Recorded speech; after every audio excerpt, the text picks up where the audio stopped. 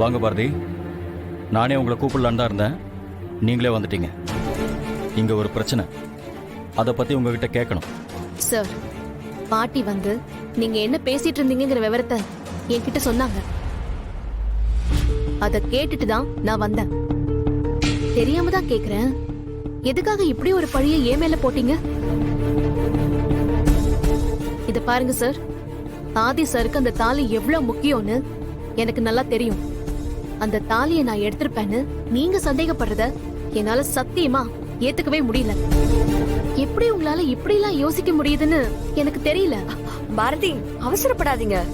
அண்ணா தாலி காணோங்கிற டென்ஷன்ல தான் பேசுறாரு. மித்ரா, நான் பேசிக்கிறேன், நீ பேசாம.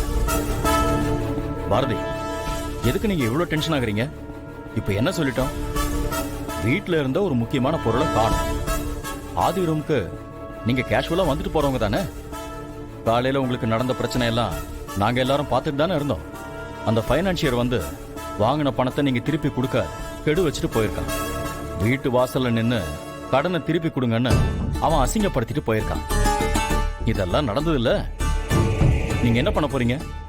ரொம்ப நம்பிக்கையா திருப்பி கொடுக்க சொல்லி கொடுத்த பணத்தை உங்க தம்பி ரோட்ல போறவங்களுக்கு கொடுத்துட்டு வந்திருக்காரு. சோ பணத்தை திருப்பி கொடுக்கறதுக்கு உங்களுக்கு வேற வழியே இல்லை. அதனால இப்படி கூட இருக்கலாம்னு சந்தேகம் வர்றது ஒரு சாதாரண விஷயம் தானே. இதுக்கு எதுக்கு நீங்க இவ்வளவு டென்ஷன் ஆகுறீங்க? தாலியை நீங்க எடுக்கலன்னு சொல்லிட்டு போயிட்டே இருங்க. அப்படி எடுத்திருந்தா உண்மையா சொல்லுங்க. ஏன்னா அந்த தாலி ஆதியோட சென்டிமெண்ட்.